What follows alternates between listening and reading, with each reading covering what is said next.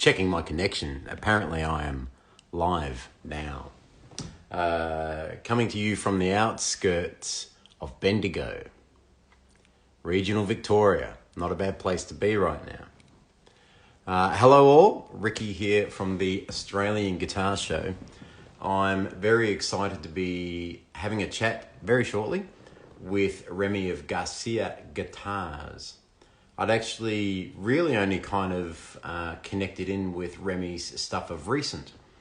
I'd seen him doing some stuff quite a while back, and then because I took that little bit of time off, as I've kind of come back in, I've seen him posting some new stuff, and he's just doing some really cool builds, and so just through a couple of quick conversations, we kind of teed it up that Remi would be the second person to have a chat on these combos.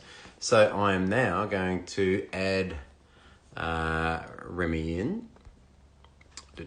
Garcia Guitars. Joining very shortly.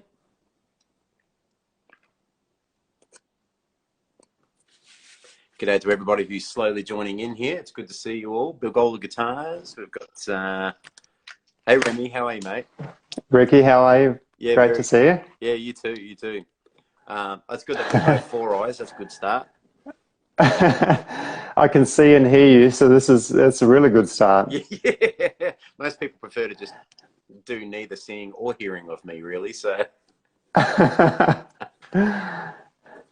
that's cool. I plugged these earpieces in earlier, and there was no sound coming through, so I was a little bit concerned. Yeah, that kind of creates a bit of a worry. I only run them because I need to obviously keep the juice going in my phone, and I need to write down little notes as people kind of make comments and ask questions and so forth. And oh yeah, absolutely. So sorry if my sound quality is not quite as good as yours. It's great to see some family signing in there as well, friends. Oh, cool. So who's welcome to the Garcia Guitar Workshop. Who's that? Sorry? Julia Corson I can see there, which is my mother-in-law. Oh, hello. And then Latin guitarist is Nelson Mansilla, a friend of mine. Awesome. I can't see any other names scrolling through there just yet. Yeah, they'll slowly kind of get on board and find where we are, so that's good. Hey, so whereabouts in Australia are you, mate? In Brisbane. Oh, sunny Queensland. Land of the free. And yeah, I kind of feel like the partition here between us is the invisible border. It makes me between states. If we try to cross over, we'll actually kind of get beaten up. So just be careful. Yeah. It always reminds me of like a Brake Bunch thing, where I should be looking down, going, like that. Oh, mate, it must be. It's. I'm not going to say I'm jealous because we are where we are, and I'm very blessed to be where I am right now. So there's that. But I wouldn't argue about being up that direction right now. I tell you. Indeed, yeah, we have had it really, really good. I think we're lucky to be here with such wide open spaces. I think this potentially, and all the sunlight. That's potentially how we've, dodged a bullet there with COVID. So no doubt. It's a bit more sunshine. That's that's kind of just a bit of a given. So yeah. So you're in Brisbane itself, or what area in Brisbane? Tarragindi, so yeah, 15 minutes south of the city. Yep. And neighbouring suburbs, Maruka and Holland Park, and it's we're fairly close to the Toohey Forest, which is near Griffith University. Yeah, nice. And it's a beautiful area. It's there's a lot of bird life and trees and carpet snakes. Yeah. Yeah, so we were up in northern New South Wales not that long ago. Would have been late June, I suppose. And carpet snakes, just these big 2-meter carpet snakes just wandering around the roads, in between people's gardens and stuff like that. It was just amazing. Yeah. Beautiful. Yeah, they're pretty wild. Yeah. Never had any troubles with them. No, but yeah. Very cool. fortunately. So, mate, your guitars, as I did a quick little intro there, just saying that it's kind of only after taking a bit of a break from doing the page for a little while. You kind of like sprung back into my attention recently as I saw you making some posts, and you're just making some really beautiful stuff there. So, Thank you. how far back does it go for you as far as getting into making guitars? Like, how did it start for you? Yeah, it's an interesting question. My father was always into restoring furniture when I was a kid, and he was a house painter by trade and dabbled in a lot of the trades within the building industry while he was there. And we had a workshop set up at home, so I was actually, working in the workshop with Dad from the age of about 6 years old. Wow. And, it's a funny thing that Dad laughs about, but he took me into the workshop and I was too small to actually push a handsaw. I didn't have the strength to push one of these full-length carpenter's saws, so he gave me an electric jigsaw instead. Yeah, right. And all I had to do was switch it on and spin it around, so a bit of a dangerous tool to be giving a 6-year-old, but that was kind of a good start for me. It was Pre-OH&S. building guitars. Pardon? Pre-OH&S days, of course. Yeah, absolutely, yeah. I guess back in 2009, as a furniture maker already, I started building guitars, and the first book that I bought was Making Master Guitars. And just found it incredible. I'm not sure if anyone's seen the book before. Some of the guitar makers would know it. It's a bit of a Bible, the old Spanish tradition of guitar makers and of guitar making. So it describes the building process and probably half a dozen famous makers, Antonio de Torres and similar builders. And so I made my first guitar that way, and it took about 9 months to build, gestation period. And I still have that guitar here. I would never sell it. And when Nelson dropped over yesterday, he was talking about classicals, and I was like, oh, here, look, I'll just dust this off. Have a look at this. And yeah, he loved it. He had a bit of a play around on it and really could appreciate that old traditional style of building. Yeah. So with the video which you just posted? Well, no. In fact, the video that I posted of Nelson was playing my most recent featured guitar, which is the Tiger Model guitar, an acoustic OM. Yeah. Nice. Okay. Yeah. Sorry. I thought maybe it was one and the same. I hadn't had a chance to watch it yet, so I was like hoping I could. Yeah. No, that's cool. Go and have a listen later on when they're not listening. Yeah. But so with that first build, did you have any other guidance other than the book, or obviously you were quite skilled with woodwork, being in the furniture trade. I was fortunate in that sense that I was less concerned about the learning the process of woodworking and more focused on how to work with the sound and the tone, the timbers, trying to understand what tone wood was and how to extract different sounds out of them. So I kind of started straight into that, didn't know what I was doing, and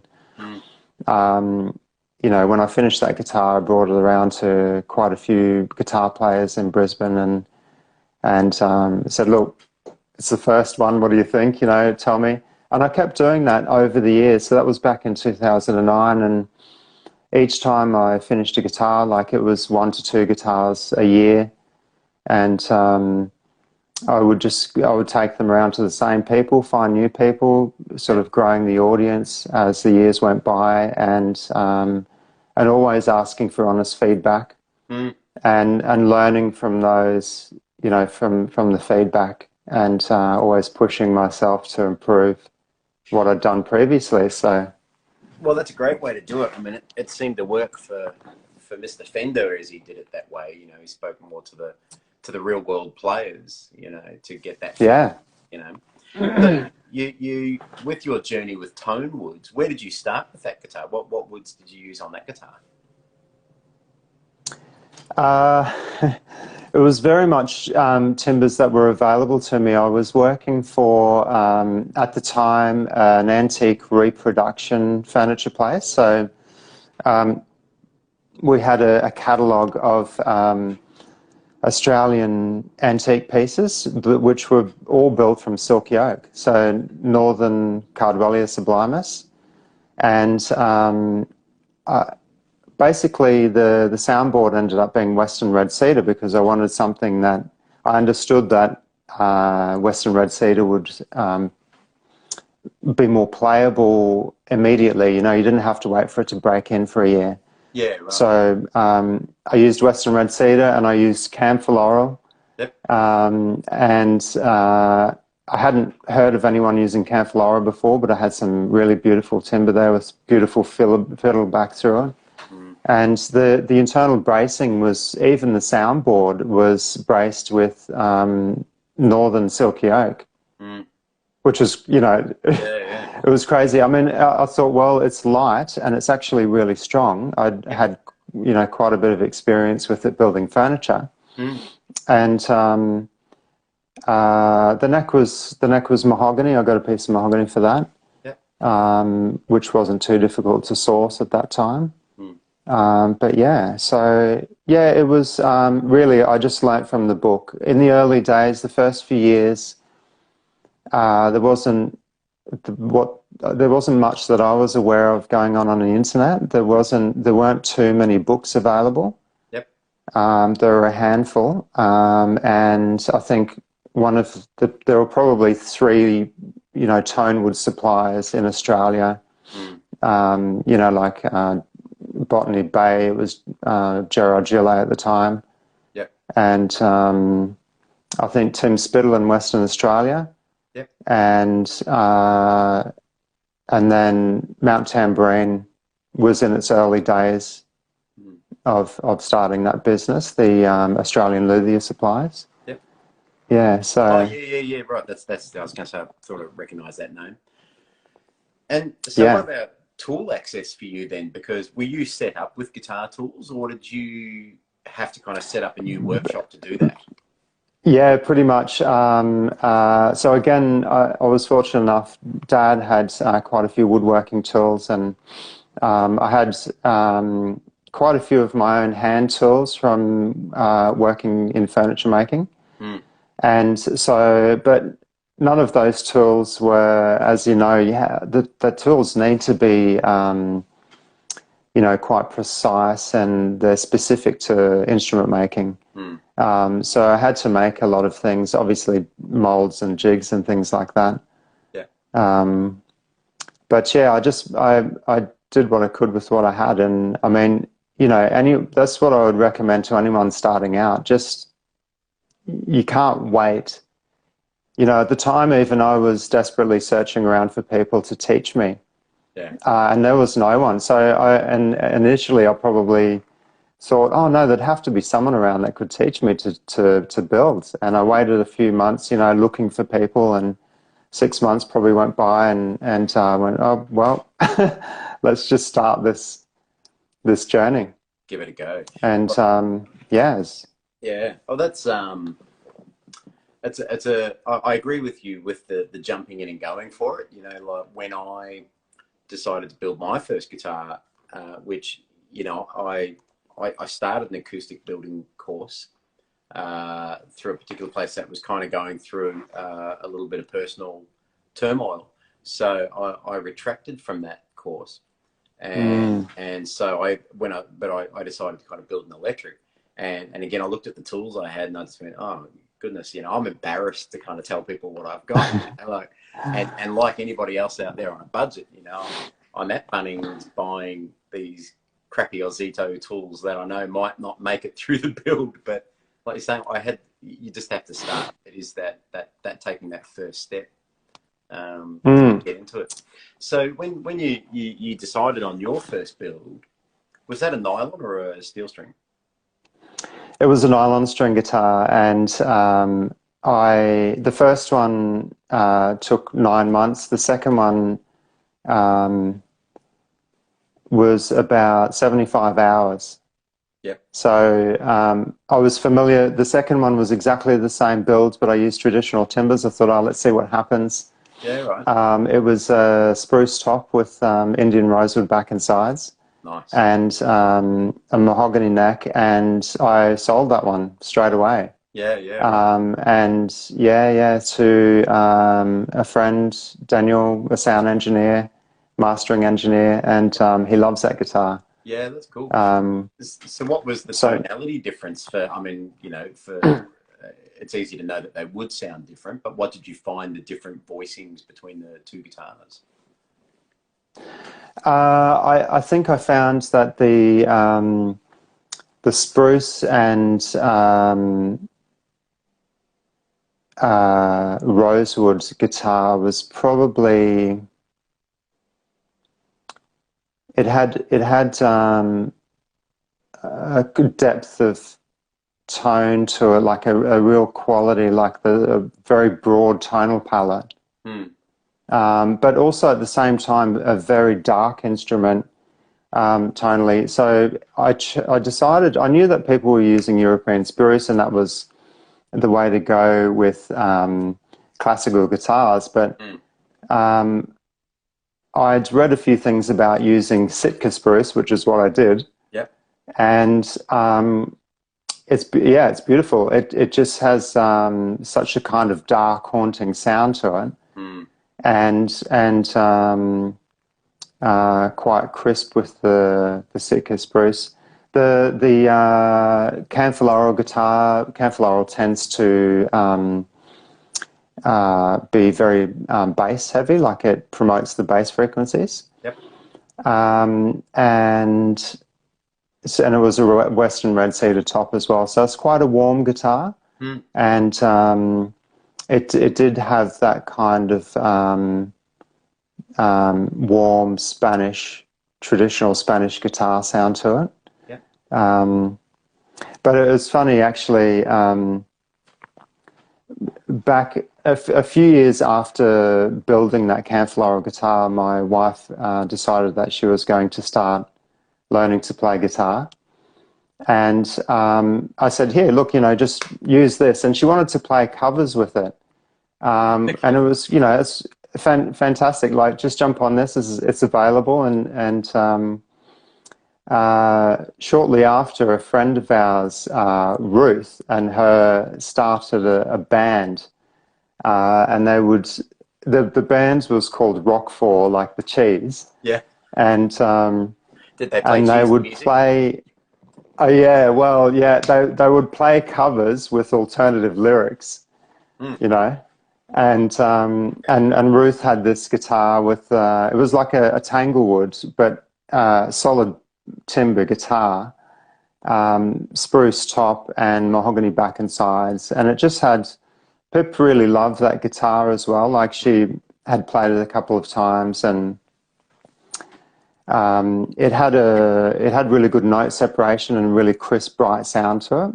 Mm-hmm. For a factory instrument, it was pretty decent. And so the feature guitar that I've got on my side at the moment, which is the Tasmanian Tiger guitar, I built that for my wife, and some of the concepts started to formulate back then, probably 8 years ago. And yeah, so it was something that over a few years, as I developed my skill and an understanding of what she really liked and wanted, that I put this together last year, and she absolutely loves it. Yeah, that's awesome. Yeah. So what was it Yeah. that you talked about some of the ideas you got? So you've got it there with you, have you? Nearby, yeah. I do, absolutely, yeah. Yeah, yeah, cool. So what were some of the So features you kind of made specific for her? I like the Florentine type style cutaway. Yeah, the Florentine's beautiful. So she's, I'll hold it up like this. She currently has a shoulder injury that's still Yep. healing. And so I chose an OM body size. You can probably see that there. Yep. So a slightly smaller. For the last few years, I've been building a lot of dreadnought guitars. And I decided to choose this size so that it was a little bit more comfortable for her to play. Mm. And it's also, if you can see, it's a 12 to the body. Yep. 12th fret to the body. So what I've managed to achieve with that is just the left hand reach is a lot closer to the body. Sure. The bridge has moved down into the lower bout. Yep. And so, you know, that area of the top is a lot looser, or you can brace it to be fairly loose. Yeah. And so it's very responsive. Mm. It's a really responsive guitar. She really doesn't have to dig in to get it to play. Like you can play it really, really lightly and get some really beautiful, clear, full notes, or you can really dig in and it just keeps opening up and you don't, the notes don't break up or anything like that. Yep. And so because she likes the feel of a classical guitar, I actually made the nut width a little bit wider. It's a 46 mil wide nut. That's it doesn't sound like a lot wider, does it? But once you actually put that in the hands, that's quite massive. For an acoustic guitar, yeah. For, I guess, people are generally maybe more around 43 or so, or, the really narrow necks might be 38. Some of the old school blues necks and stuff like that. But the fretboard radius as well is a 16-inch radius. Yep. So a little bit flatter.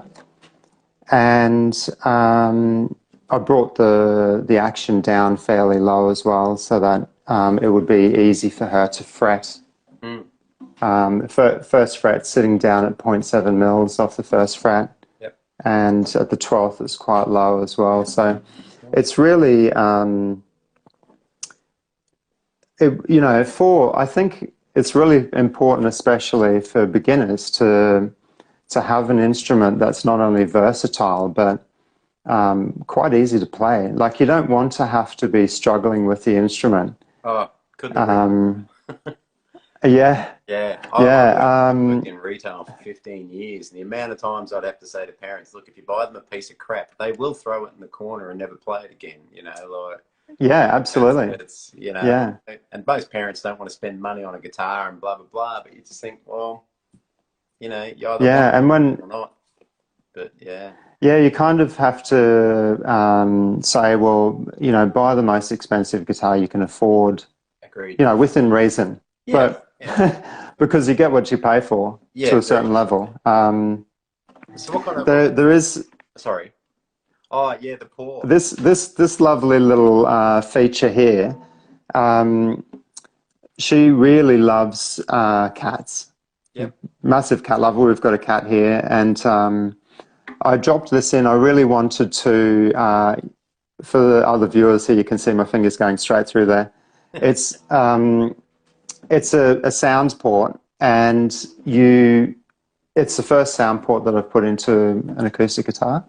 Right. And I love it. It's really an interesting feature. Yeah.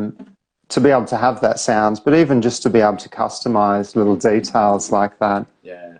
I think more or less the whole design of the instrument was a secret up until the time that she saw it. She knew she was getting a guitar. Yep. And I added this in. There were very few people that knew about it at the time, and when she saw it, she just it's welled up with tears. But that's beautiful. As I show a little, that's got a four. Oh, sorry. Oh yes. Oh, that's beautiful. It's reflecting off the light there, so it's a little bit hard to see. But yes, of course. But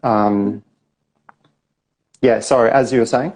Oh no, no. I mean, you're completely distracted by that back. I mean, that's a beautiful piece of wood. So that's got is that the one with the forearm bevel as well?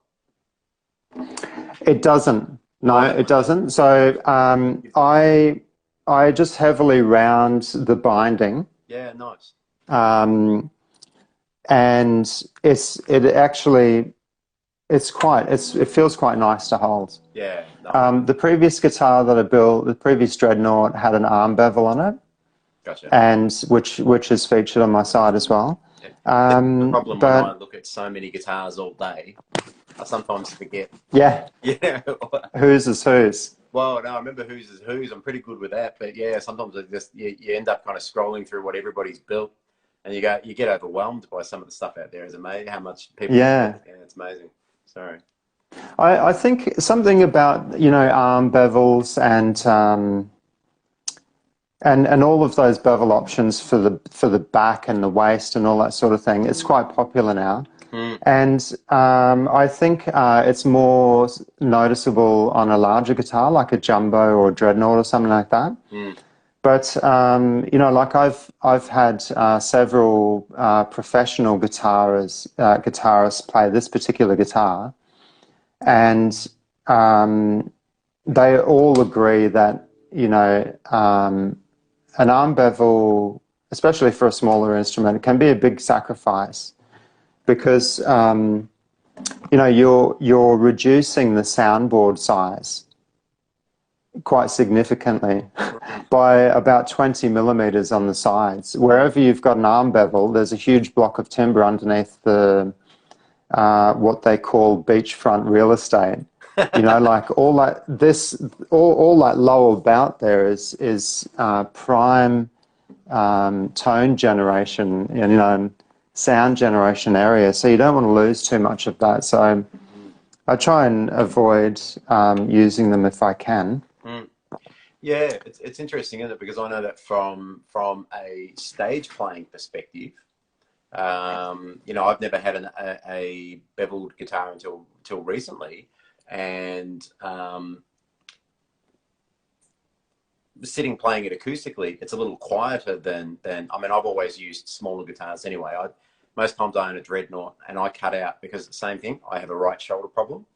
So I Yeah, took sure. smaller guitars, and then once I went to the bevel guitar, which was made by Lou Gebral, again, it just became this complete new comfort zone for my shoulder, personally. And I didn't mind the slightly less volume acoustically because 99% of the time I was playing it plugged in and into a PA and at gigs when there used to be gigs. It's a bit different now, but yeah. Maybe that's why I've got to move to Queensland so I can still do some gigs. Absolutely. Yeah. Hey, so what kind of what I should say to the people watching at the moment, look, if you guys out there have got any questions at all, please feel free to throw them up. I'll be happy to kind of we can answer as many questions as possible there. What kind of frets you do you have a tendency to use a particular type of fret, or do you change from guitar to guitar? I do change a little bit, and there's a lot of features that I tend to change depending. The last few guitars I've been using the Evo Gold alloy fret wire. I love the look of it, and it's a little bit harder wearing than silver nickel. And I haven't tried stainless steel yet, which is another level of hardness up, but I hear it's quite difficult to cut and file and so forth. And I was going to say you've got to get used to buying fret tangs, fret nippers, and all that kind of stuff quite regularly. Yeah. Yeah. I think just jumping back to the arm bevel and so forth. Yep. I think something that I'd really be interested to try, which would be much less of a compromise, is the Mansa wedge.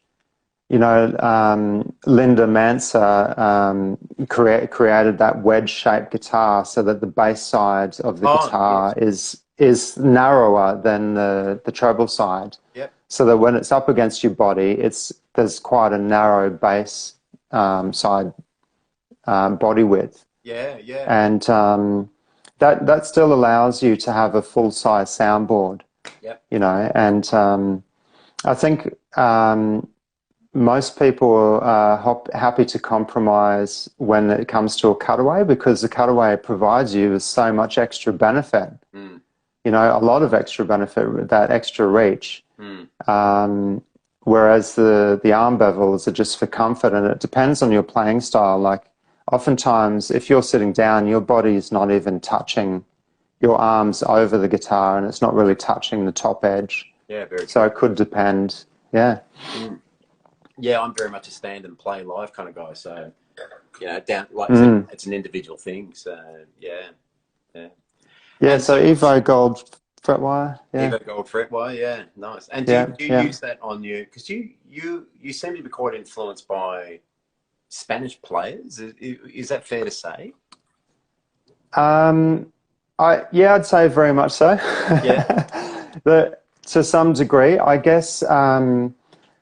When I actually started on with, it's backwards, of course. That's handy, isn't it? That's the Making Master Guitars book. Yeah. My father's half Spanish, so my grandparents were from the north of Spain. Yep. And so there were a lot of influences within my life that are Spanish. I grew up here in Australia, don't speak Spanish, but I guess, you know, there's definitely an interest there, and possibly even the aesthetic of my acoustic guitars. Like I prefer a fairly natural and traditional look, where the tone woods themselves, the color and the patterns on them actually do all the speaking. I try and keep some sort of aesthetic continuity through them. Yep. As opposed to doing a lot of fancy inlay work, and which is fun, you know, but at the same time, I don't want to detract from the tone woods that are being used, because they are really beautiful, and what we have here in Australia is pretty incredible, you know. Yeah. The variety. Yeah, absolutely. So with Australian tone woods or in tone woods in general, is there something you've kind of got on the horizon that you haven't used that you'd like to try? Yeah, absolutely. I mean, this particular guitar was originally going to be all Australian tone woods, and I have a really beautiful hue and pine top with bear claw figure all the way through it, top to bottom. It's just incredible. Wow. I think at the time I was pushing to keep the project moving, and I had this soundboard that was with, you know, grain lines a quarter of a mil apart and extremely tight, and I sanded it down to about, I think it was 2.7 mil, and the cross grain stiffness was still incredibly stiff. And I'd never come across that before, and I decided to put it to one side just to keep the project moving. And I'm still really keen to use that, and I think I'll be, you know, it'll probably end up being brought down to something like 2.2 mil with a lattice, some kind of hybrid X bracing, you know, like Irvin Somergy or something does. To create that extra stiffness, to bring it back into it. Yeah, cool. But this particular guitar, actually, it's a hybrid X lattice. So the traditional Martin X brace. Yep. And then the lower bout is a really fine spruce, Sitka spruce lattice, which is about 3 mils wide by 5 mils high, and then it has carbon fiber on the top and the bottom, so it's like a sandwich panel. Yeah, right. So the weight in the top is drastically reduced. It's quite a thin top as well, and that's definitely produced some incredible mobility in that. But yeah, as for tone woods, I think I've got quite a selection of tone woods in the workshop that I've been collecting for a while. Nice. I have used I've got a couple behind me here. I have used sassafras in the past, and recently I listed 6 on my sister site that's called Dos Manos Collective. So I was selling tonewood sets, back and side sets, and 4 of those sold, and a couple of them are still here. But I think I'll, if they don't sell, I've got quite a bit actually of some other sets in that. So how do you spell that? Sorry for your other website. Dos Manos, so DOS. Yep. Underscore Manos, MANOS. Yep. Underscore collective. Okay. So Dos Manos is like 2 hands in Spanish. Right. Cool. And so it's basically a collection of things that I make that's not guitars. Yeah. Cool. Okay. And so and through that you sell wood for guitar builders as well. Yeah, that's correct. Just now and then when I buy too much tone wood and I need to sell some of it. So if there's anyone out there who's kind of watching, they can look that page up and buy some stuff off you. Oh man, that's beautiful. Yeah, absolutely. This is a set. Gee, that looks great. Yeah, there's some. So I've got a couple of those sets, and this is some spalted timber that I found at work from a pallet, and due to the color, no one's probably going to guess what it is. No. It's actually Quila. Right. It's spalted Quila sapwood. It's quite like it's strong. Yep. So that'll end up on a headstock. Yep. For a lighter coloured guitar. And just from a typical pallet. Yeah, it was just from a pallet that some stock came in on, and the guys sell decking timber, and the pallet had a lot of Quila in it. This is something I'm really keen to try, which is budgeroo. It's a Queensland timber. Yeah. It grows around Esk, so just north of Brisbane. Yep. And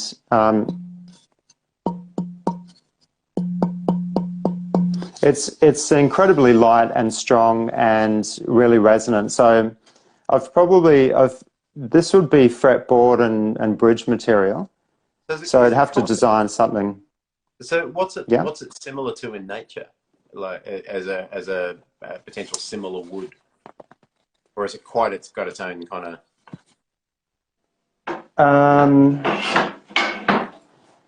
That's a good question.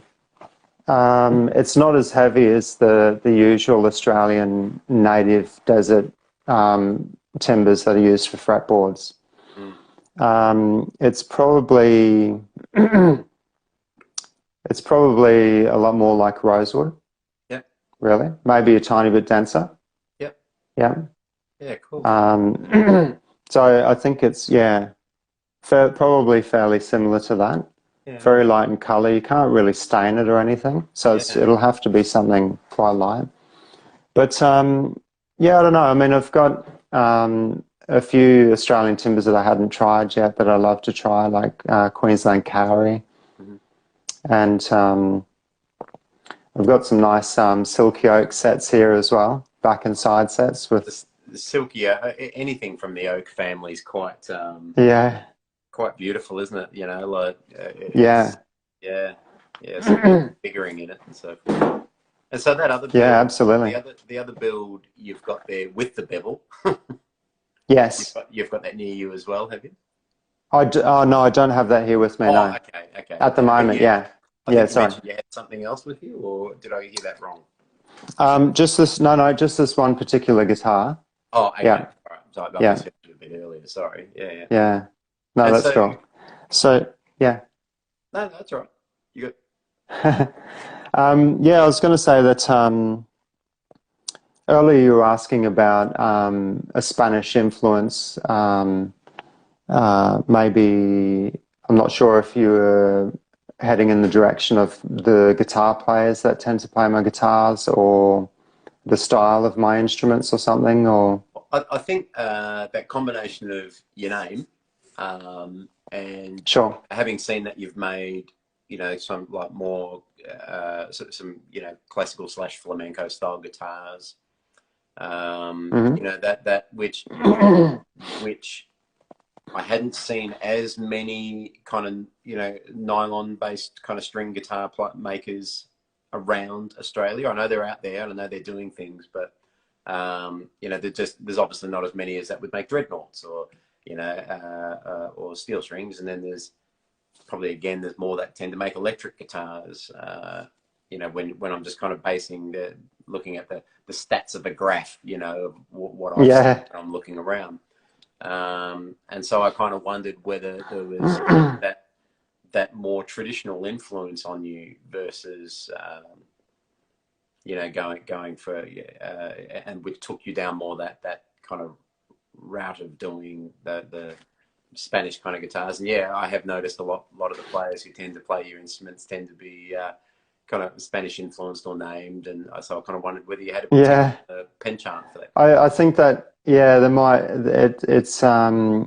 be a bit of a coincidence. Really, it might just be the music that I enjoy listening to, and Anthony Garcia has been one of my biggest muses, so to speak. Early on, when I started building, he's been helping me for the past 10 years in critiquing my guitars, and so I guess my instruments have developed with not only his contribution and taste in music, and he's also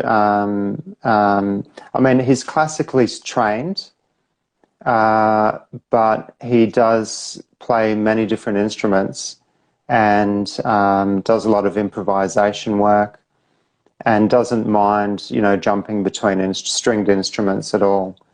So quite talented in that respect. But I guess from his experience, he was used to playing something that was more of a finger picking style instrument with classical guitar, and so the instruments that I've been making I've always wanted to maintain something that's more of a crossover, where it wouldn't predominantly be a finger style guitar. It would be, you could actually flat pick on it as well, and still have it to be quite a versatile instrument, not break up or get all muddy when you started flat picking on it.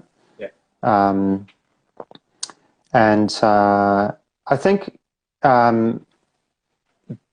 some of the builders that I've really followed closely and really respect, there's a few in Australia as well, I'll mention later, but in America it's Irvin Sommergy. And he's had quite a few apprentices as well who build incredible guitars, and the likes of Jason Costal and Michael Greenfield, and these guys, they're building guitars that they have so much power, and like they're the Rolls Royce of guitars, or Ferrari. Like they sounds, when these guys play them, they sounds like a '67 Mustang. Like they just there's so much power there, and resonance. They're just incredible. And like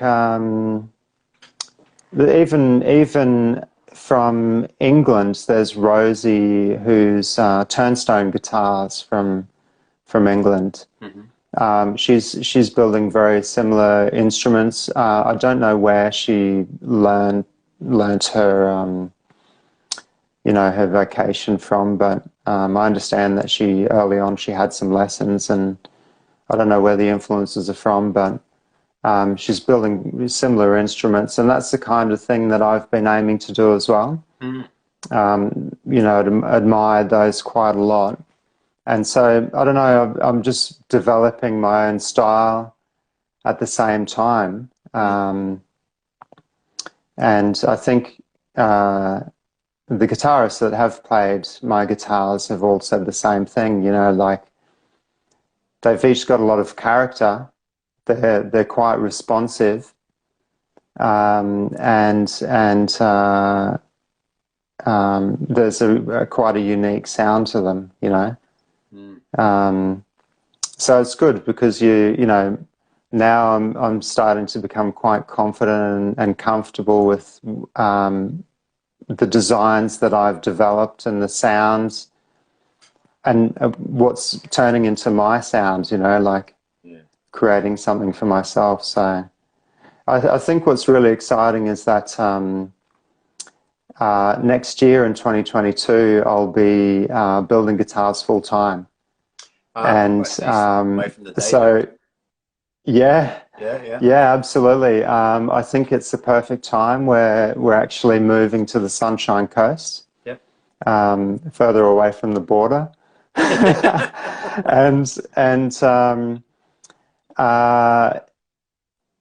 up until this time, I've been building 1 to 2 guitars a year. And honing my skills and doing that outside of a full-time job normally. But next year we'll see that change to 4 guitars every 6 to 8 weeks. Yep. Wow. Is the projected turnaround. And I'll be outsourcing the finishing work as well, so then I can just focus on the building. Yep. And using the OM. This hybrid lattice brace guitar here is one of my base models to build on, offering them in different budget ranges, and then introducing some new models as well. Nice. On top of that. Yeah, nice. Yeah, so and so with you, because you mentioned finishing there, and I also want to put a mental note there for pickups, because I noticed you've got a preamp in that guitar you built for your wife. But so I want to talk to you about what kind of preamps and pickups you like. But with you outsourcing your finishes, whoever that might be, but what kind of finishes have you favoured up till now? Like what kind of or that's changed as well. When I was furniture making, we learnt the commercial application of French polish and nitrocellulose, which is basically off the spray gun. Yep.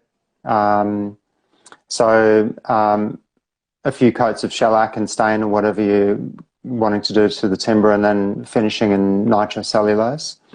So I was doing that early on.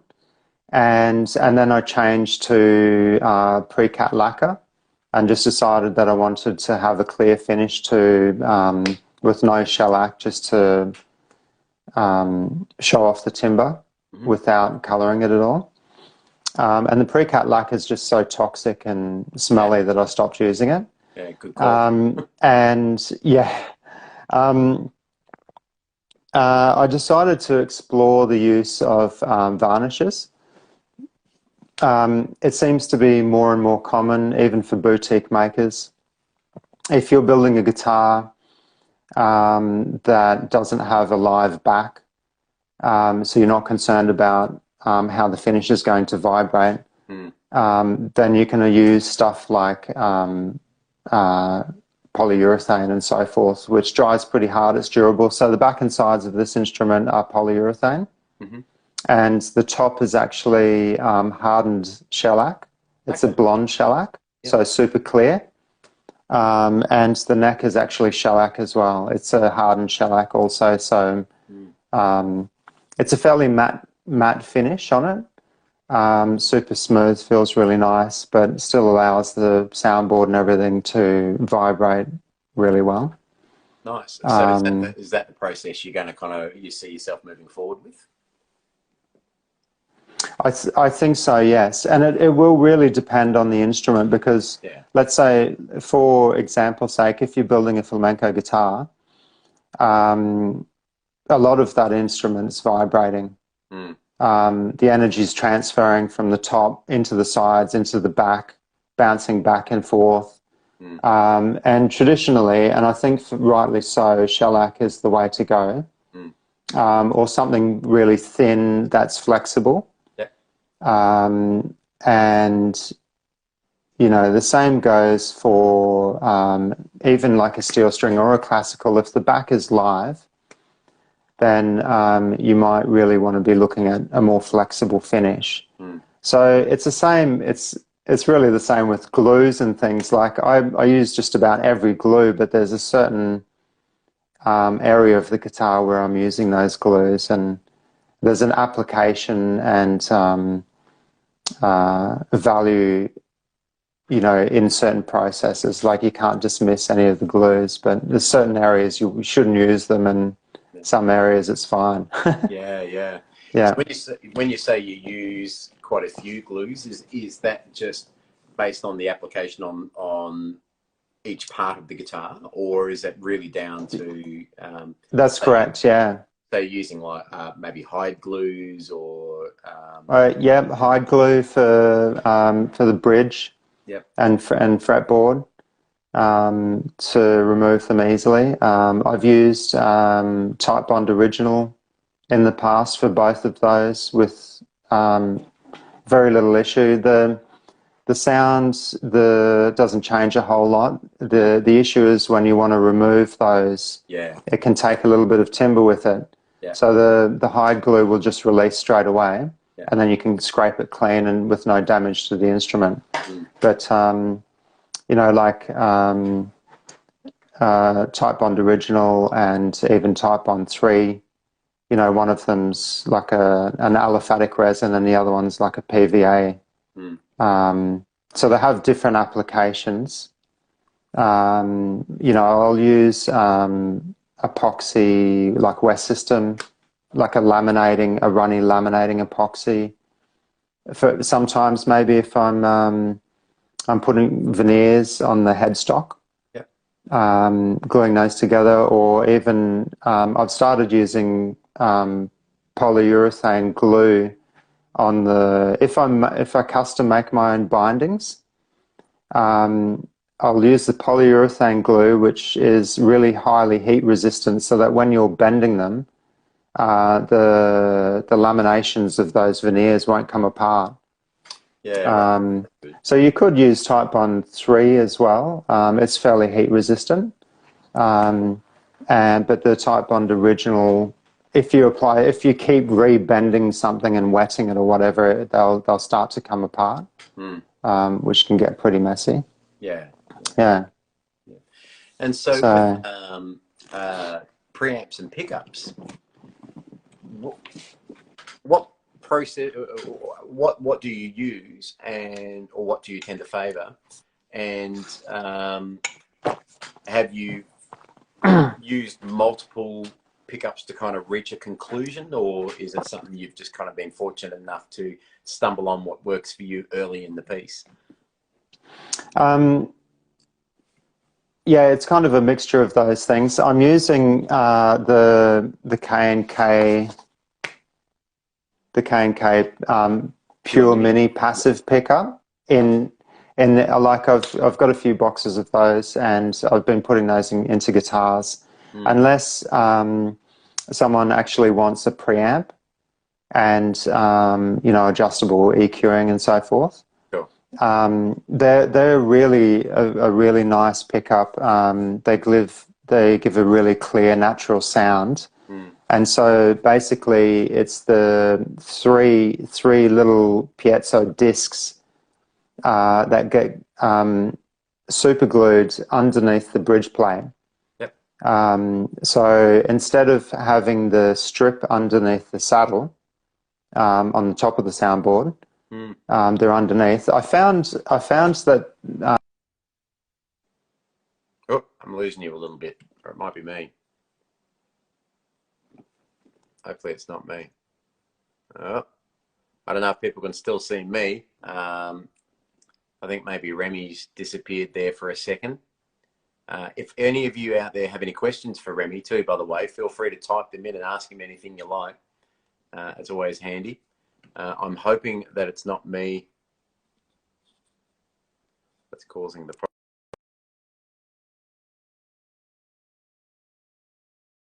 I think we may have lost him. It's good to see a few familiar names and some new names up there as well. Villa Lobo, hey, I don't know if that's your real name. I always get very confused with people's names on here. It's good to see you all there. Again, ask questions, feel free. I'm fine. Thank you, Liam. Liam of Bill Gola Guitars telling me I'm fine. Well, I have dressed up for the occasion. Here we go. Remi's coming back. Here he comes. Any minute now. Right. Where is he? Hello. There he is. There we go. I think it was my internet. It was some sort of internet connection issue. So I'm in the shed, and I've gone back to Wi-Fi instead of using my mobile network. Yeah, no, that's good. So Lee guitars. Just something I think I'd like to. Sorry, yeah. No, you're right. I was just going to say that before we can probably go for another hour now. I don't even know. But before we do finish up, due to the fact that I'll be building instruments full time next year, I'll obviously be reopening my builds calendar. Oh, cool. Yeah. So people build and want to have a chat, they should get in touch. For any custom, for any custom builds, if anyone who's been watching tonight is interested in actually getting, a personalized guitar, and it can be for many reasons. Sometimes, you've got niggling injuries like yourself or my wife, and it can really help quite a lot to have a smaller instrument or different scale length, something that you don't have to wrestle with. And or you just want something customized to suit your, artistic flair, whatever style of music you're playing. Then, definitely drop me a line, send me an email, or get in contact via Instagram or something like that. Yeah, no, that's cool. Yeah. And the good thing with something like this, mate, is because when the interview's done, it gets posted up and people can watch it at their leisure, so for anyone watching anytime, they can kind of reach out, which is great. And also for any builders out there, obviously you've got your wood sets and stuff that you set, your tone wood sets that you sell as well. So I guess if they kind of absolutely now and then, yeah. But even now and then there's some surplus. yeah. But it's also a great thing because just that interconnectivity here with guitar builders being able to kind of like connect with each other and have a chat about ideas and learn from each other as well, which is something that I've felt that this page has opened up for a few people, which is really good. I know that a few different luthiers now kind of chat to each other that may not have known each other in the past. Oh, absolutely. I made connection with Lee Guitars a few days ago, and via your website, and had a great chat with him. He's such a nice guy, and he is. And he's had a million post some wild videos. He's certainly having a lot of fun. Oh, it's amazing. Yeah. He's a great guy. And I see that he actually just asked a little earlier, what glue do you glue your frets in? Oh, with me? Yeah, for me. Yeah. He just posted saying, do you glue your frets in? Yeah, I do. Yeah. And I think it was me that was asking John Parsons when he was... Yeah. I think it's each week somebody new has to ask the question. Do you? Yeah, the same question. I use Type Bond. So I'll just put it into a syringe and I just run it into the groove and then press fit with the caul my frets into the slots. Early on when I started building, I'd heard that in America, all of the guys were using, super glue. Right. That was a nightmare. Oh, yeah. That was an absolute nightmare. Yeah. I understand John Parsons mentioning that you could, you can wick it in through the end of the fret, Let it run down. which is a fantastic idea. It's probably really, really clean to do that. If you haven't got a bound fretboard, if you've got a bound fretboard, well, that's not an option because you can't get in through the end. No, that's right. But I know that a friend of mine, Trent, from the Brisbane Guitar Making School, tried various different options, and one of the option was to epoxy the frets into the fret slots as well. And the reason for that is to stop. So when you're using a water-based glue, you're introducing water to the fretboard, and so by the time you fret the entire fretboard, you buckle the fretboard or the neck if it's attached to the neck. That tension and that water could completely throw out the level of your fretboard. So yeah, that's good. Ideally, what you want to be able to do is, and I guess the other thing about the idea of using epoxy in the fret slot, so you trim off all the tangs on your frets, and the fret slot is quite wide, and you literally just drop them in, they slide in, and they're epoxied in. And that means, you're potentially eliminating a lot of issues with intonation and stuff like that as well, because there are no voids underneath those frets. And they're never coming out. You could heat them out. You could heat them out. You can apply heat with a soldering iron or something like that, but, get in and pull them out. But yeah. And so do you tend to... because I've seen some do very, very different techniques here.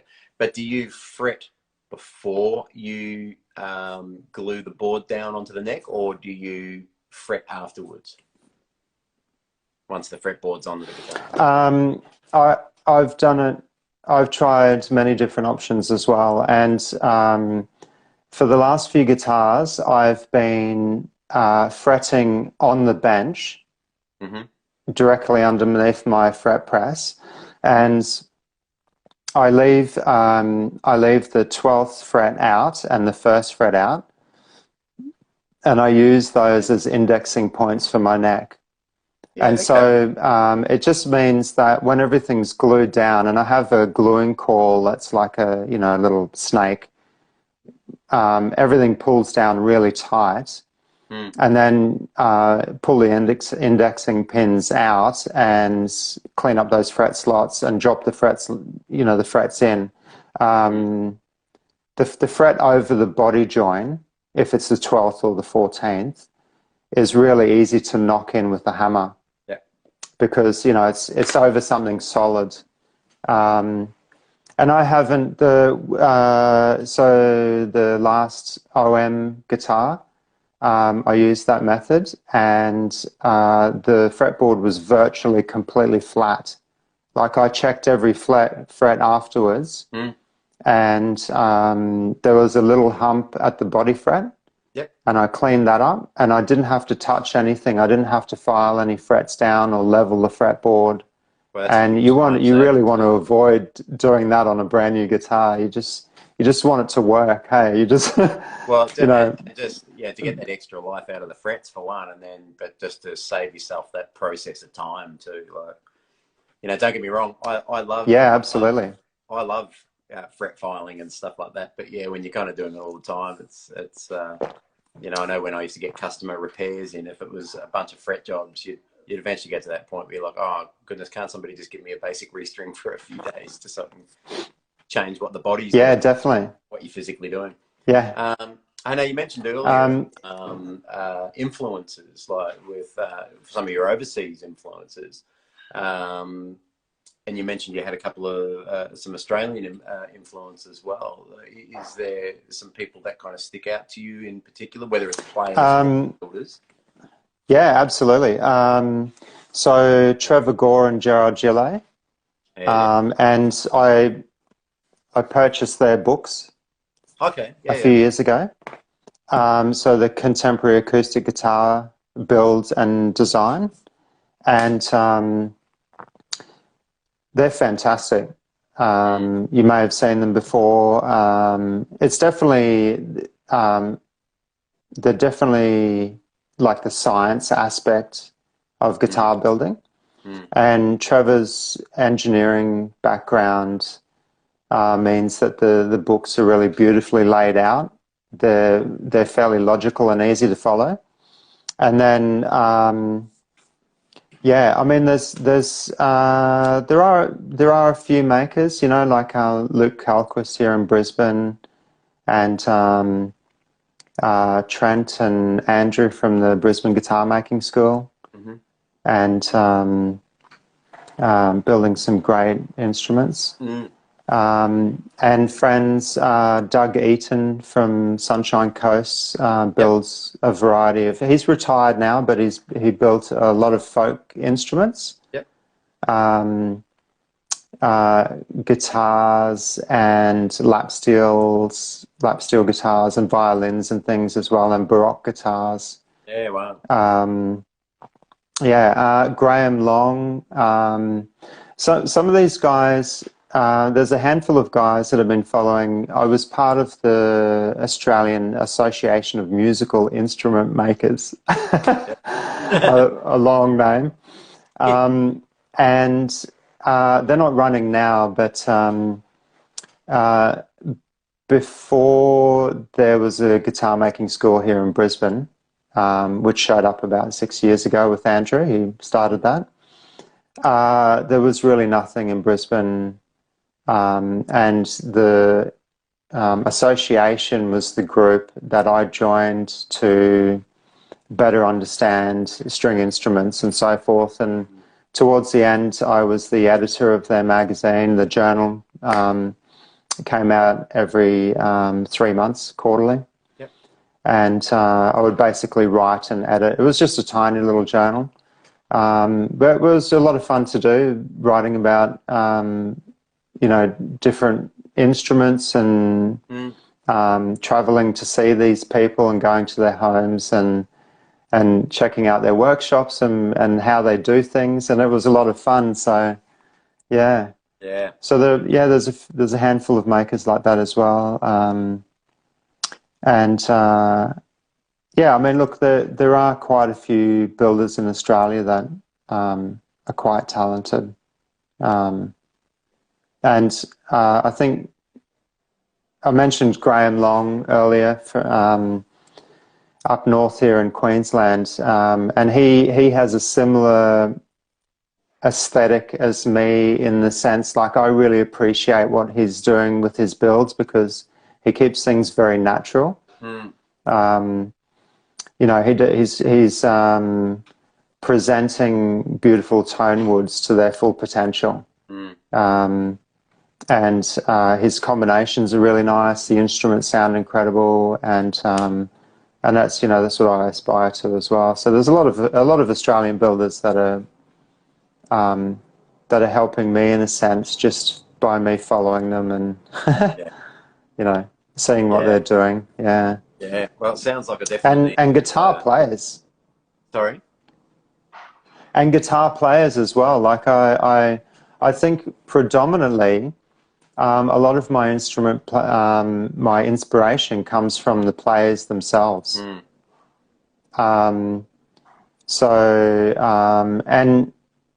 it's kind of a revolving door. Like I research instrument makers to get ideas and how to do things. And then I find that these incredible players are playing their instruments. And then I start following these players, and then I find that they're playing other people's instruments. You know, it's wonderful. Yeah, it's a lot of fun. We're pretty blessed in this day and age to be, or maybe even slightly cursed, to be overwhelmed with information and access to, you know, just endless amounts of builders and players and influencers of all sorts. Yeah, absolutely. You know, Apart from Anthony Garcia, who's helped me a lot here in Brisbane, there's you know, Jordan Brody, Another young acoustic guitarist in Brisbane here is really accomplished, and he teaches, and he's been touring, and he plays some fantastic guitar. Van Larkins. Oh, Van Larkins. He's a wizard. He's a wizard on the guitar. Yeah. And Michael Fix, and you know, my friend Nelson Mansilla plays in Mad Mariachi band here in Brisbane, and a number of bands. He just, you know. Yeah. And who else? Some locals like Andre Reginato and Philip Griffin. And a lot of overseas players as well, like, you know, Tony McManus and Tony Palacastro, fairly young guy on the scene, accomplished guitarist there. And I'm constantly blown away by these guys that they look all of 15, 16, often younger. And they're just doing stuff I don't think I could ever fathom possibly doing these days, you know, because maybe I'm just stuck in the day, the years of playing covers music for a living and my way of putting food on the table has maybe restricted me somewhat, you know, because you can only play horses and stuff like that so many times. But, you know, I see some of these young players out there now, and they're just constantly pushing the boundary. And I suppose that's the thing with builders as well. You know, you kind of think you've seen it all, and then somebody comes up with something somewhere that still makes you go, absolutely. Where'd that come from? You know, like, because it's like everyone takes their influences and just goes, I want to do something just that little bit different, you know, and so you see a lot of that out there, which is really cool. And now, so look, we're gonna. I'm obviously gonna have to, because I'm on a bit of a timeline here as well, and I also respect your time. As you said, absolutely. I'm sure we could very, very easily talk for another hour. But we're very, very, very excited to hear about your shift out into going full time next year. I think that's an amazing step, and I wish you all the best with that. And again, we reiterate to anybody. Thank you so much. If you're looking at getting a guitar built, touch base with Remi and have a chat, you know, like see whether there's a bit of a connection there for you both, and how that works out. And again, mate, thank you for your time. I really appreciate it. Thank you to everybody who's joined. No worries at all. Thank you for inviting me on the show. It was a lot of fun. Absolutely, it's been great chatting, and too good. Making the connection. Like it's anything, good. We'll finish talking, and you'll go, oh yeah, I forgot to talk about this and that and all that kind of stuff. But I just say to people, head on over to Remi's page, Garcia Guitars, and check out his stuff, go through his history and have a look and watch some of the videos of his guitars being played as well. There's some great stuff there. So, yeah, and congratulations to you too. I see that you had an interview, which I haven't finished watching yet. I just started watching that. With who was Guitar Speak podcast. Yeah. Very fortunate. Yeah. There's no video because poor Matt would have had a lot of editing to do there. We spoke for a couple of hours just as I was sitting in my car in the middle of nowhere. Matt's a great guy, man. He is that podcast of his is brilliant, and he has exposed me to Australian guitar players I'd never heard of, and just some other stuff that was just some of his interviews with builders in earlier days, but it was just great, you know. So it's his podcast is great, and I felt very honoured to be on his show. It was very good. Yeah, I can imagine. It's fantastic. Excellent. Well, thank you so much. Thank you, and all the best. Thanks to everybody for tuning in. Can see people clocking off there. They're all right. All right. Time for a drink. Yeah. Right, see you later. Thank you. Pleasure. Bye. See you later.